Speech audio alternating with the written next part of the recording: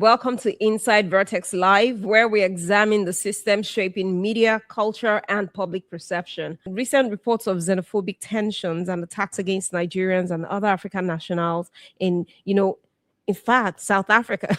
It's a very interesting twist of fate. So there's xenophobic, tensions and attacks against Nigerians, Ghanaians. They put it as Nigerians, Ghanaians, and other African nationals. This is not new, but we see it raising concerns again. Very interestingly, in an interesting twist of fate, we see Ghanaians trying to kick Nigerians out of their country. We see South Africans kicking Nigerians and Ghanaians and other blacks, including their neighboring Botswana and Namibia and all those people, out of their country. We're talking about this sort of fragmentation, whilst we see other people collaborating. I listened to their president, who stylishly condemned the attacks, but majority of his speech was on the fact that we don't want illegal immigrants who would come and cause disruptions. And I'm like, what sort of speech would this be by the president of a country? So we see this sort of fragmentation from the leaders to the people within Africa. What is the hope for Africa in terms of collaborations in a way that will endue us with the sort of power that we need to give us a voice in the world that we live in? Is this even a possibility? Is it ever going to happen? Yeah, I mean, all things are possible, right? All things are possible. Yeah, we don't even see this collaboration within countries. I mean, independent studios within countries. How much more without?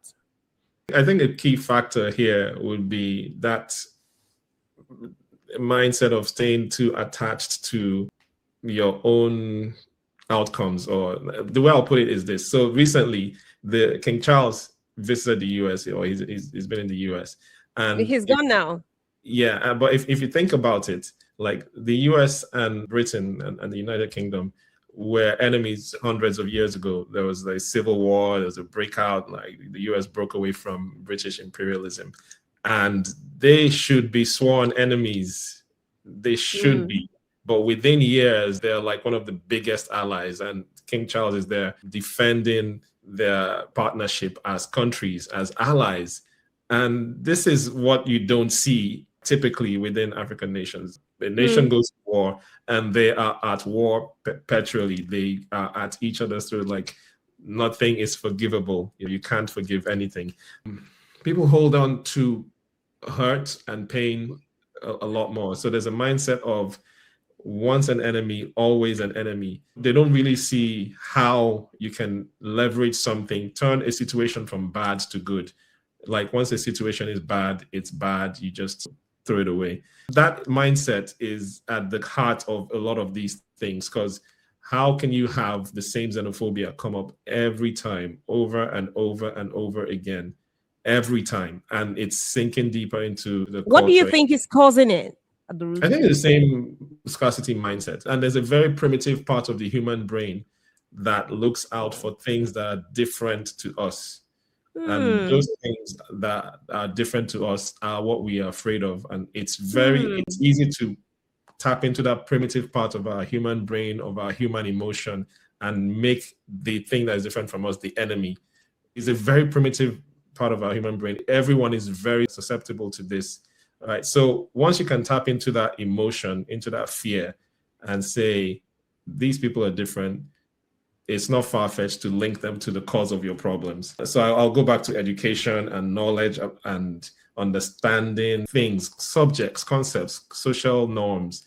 Without that sort of understanding and knowledge, it is easy to fall prey to that primitive human brain of yours that says, the people who are different from you are the problem. So you have to be able to elevate your knowledge and your awareness of your society, of where you are, of yourself, to see beyond that and say, how can these people be my problem? How can I make this seemingly bad situation into something that is positive? Right. So that is what I would say. I think that's what causes it. It still comes down to the thing of lack of knowledge, lack of understanding, lack of awareness. Like what you're saying is actually very phenomenal. So what I hear you say is that there's a lack of education. Now, education doesn't just mean passing through the four walls of school. We're saying that there is just this educated people that somehow, forgive my harsh words, that they're still illiterate in their thinking, in their understanding of how systems work, how politics, their understanding of politics and economies and systems, because this is really about looking outward. I mean, countries look outward to develop their countries inward. And there I was listening to this political leader yesterday saying that no one can come from outside to develop your country for you.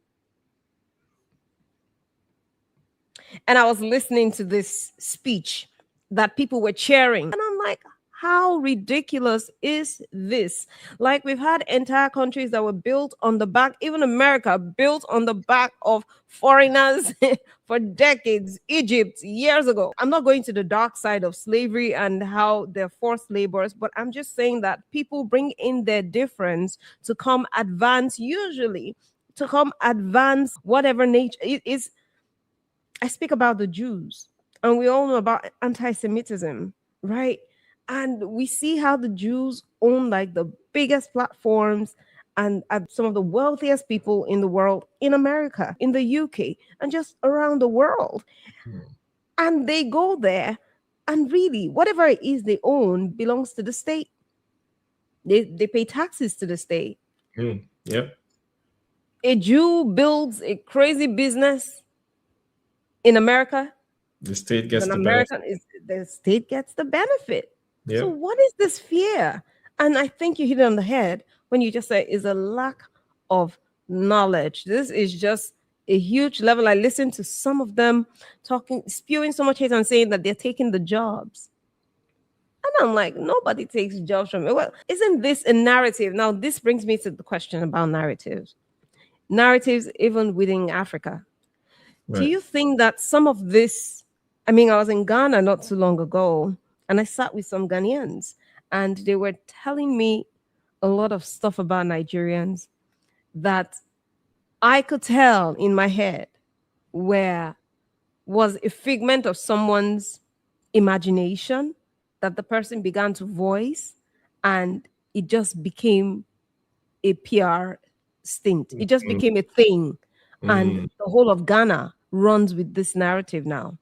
And it was about that Ghanaian girls were all good and Nigerians came to corrupt them because Nigerians brought prostitution to Ghana. And I'm like, wow, Ghanaians are so rich that Nigerian girls go to Ghana to do prostitution.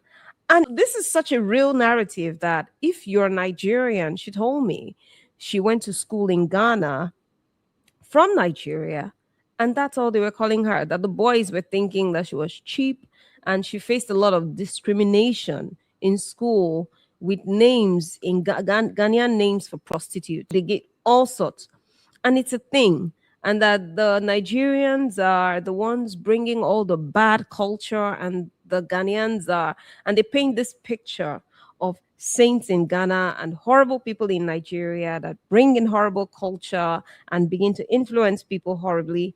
And I'm thinking, how do you believe such a thing that there was no prostitution, and prostitution was not a big deal in prostitution has been from Bible days. There was a prostitute, Rahab. There are prostitutes everywhere. In Amsterdam, there's the red light district. There are prostitutes in America. There are prostitutes in the UK. There are prostitutes everywhere. Prostitution is a big deal everywhere. And you think that Ghana was immune from that prostitution, and it was Nigeria that came to teach these people. Oh my goodness. Do you think that the narratives that we're telling, using even our stories in film, do you think that is a huge contributor to this sort of behavior, this sort of hostility that we see amongst Africans? It's a very interesting topic to think about, because there are both sides to this story. And, you know, sometimes once a seed is sown, it just starts to grow.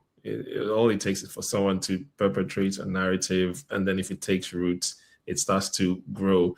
And then at some point, there's this saying where art imitates life, and then life imitates art, and then life starts to draw its very meaning for existence from art. And so that's the same thing with a narrative. A narrative takes root, and then at some point it begins to grow. And then because of that narrative, it becomes an identity. So the average Nigerian, maybe just going into Ghana, would end up just being told you're a prostitute, you're this and that and that. And because they hear that so many times, it starts to reinforce itself and becomes sort of like an identity. So Nigerians in Ghana then have that sort of identity. So there's those two ways to think about things, where the narrative starts, it takes root, it's a seed, and it grows into something bigger. There's the other aspect of it that we always want to attribute, like I said, some blame to external forces.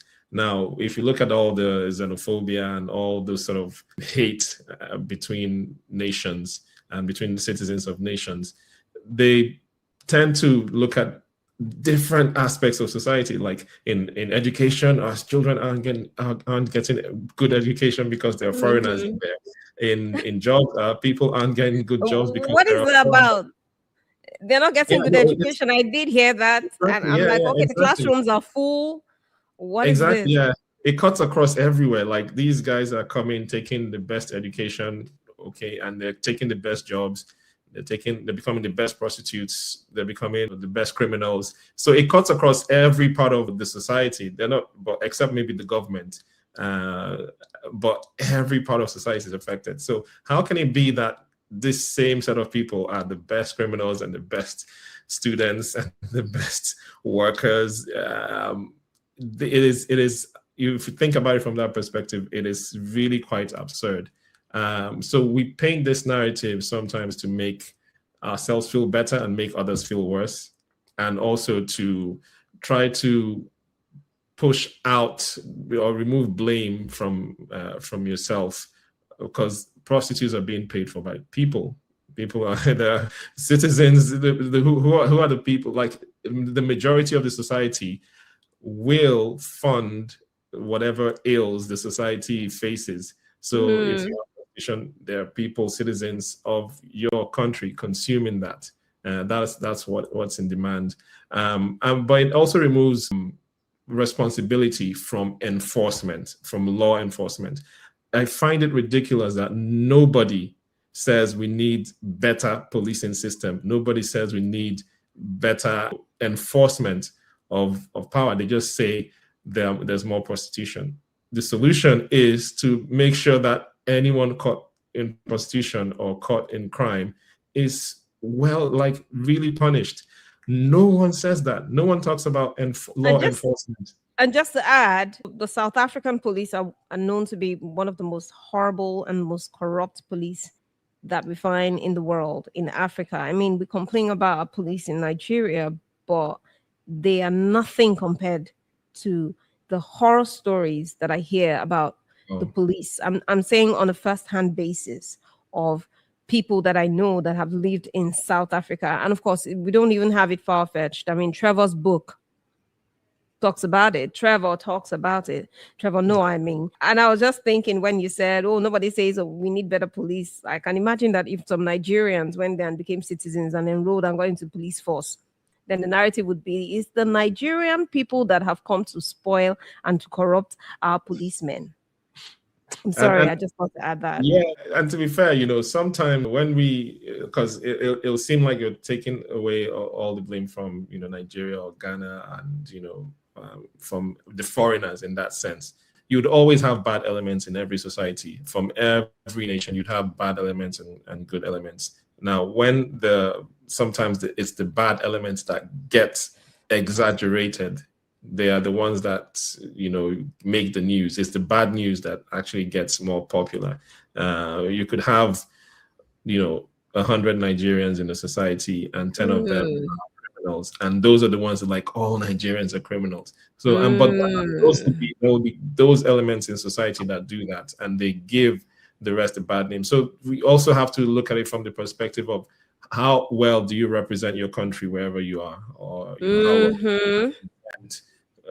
your nation, your whatever it is, wherever you are, because it is quite important that someone would meet you and go, oh, okay, I thought all Africans were this, or all South Africans were xenophobic, or all this, but you are actually pretty friendly, you are really warm, you're hardworking, you know, whatever it is. So we have to also think of it from that perspective, to say it's not all lies. It's not lies that there are criminals, and there are maybe some of the most notorious criminals who might be foreigners in these countries. It is not far-fetched, and it's very plausible, right? So let those people be punished.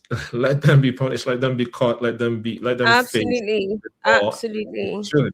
But to make it a blanket statement that it is a certain group of nationals that are a problem in a country is actually, honestly, really disappointing. It is very disappointing. And we started talking about collaboration, and then we've come to this because it's quite a hot topic. So it's hard not to really dig deeper into it.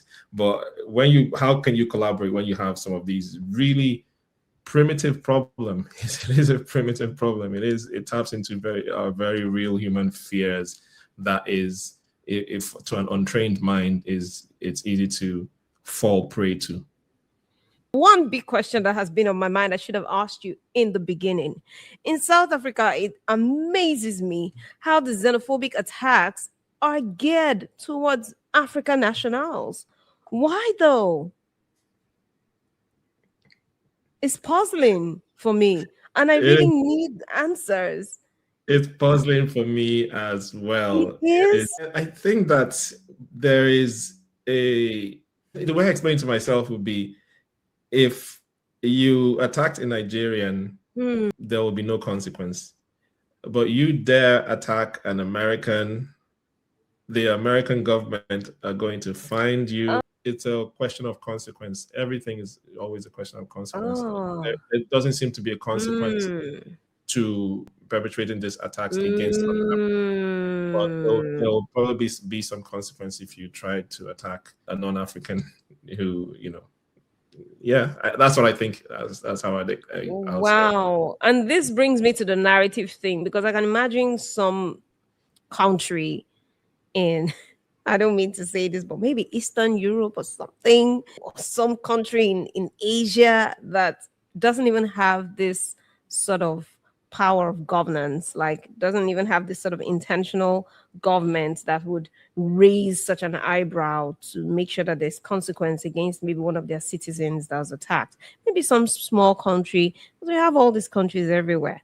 But because we know that there are whites in America, there are whites in the UK, there are whites in France, there are in China. These are countries with so much power and voice in the world. And so they just attribute it to, it's still the same narrative. The same respect will just go round to everyone with that sort of who's looking Asian or who's looking. Yeah. Oh, I always thought about that. Honestly, I feel so sorry for the South Africans. I'm like, they must have gone through a lot with the apartheid. I know that they went through a lot, because when I read about apartheid, it was a horrible, horrible, horrible system. Horrible. And I remember as a child, my siblings bear me witness that I used to say, oh, I'm South African. I used to relate to South Africa. And South Africa was my dream come true along with France. I really wanted to go to South Africa. I thought they were like the most wonderful and lovely people, and I kind of like look like them, and I'm just gonna fit in as a South African. Only to grow up, a lot of them are actually. I can imagine that a lot of them will still be, but look at what we're seeing about them in the media, and I can imagine that we meet a South African on the road, it will be, why do you hate us? And they don't even maybe they can't even relate to that problem. Can't relate to that. They can't relate. It's been a phenomenal time having you on the show, guys.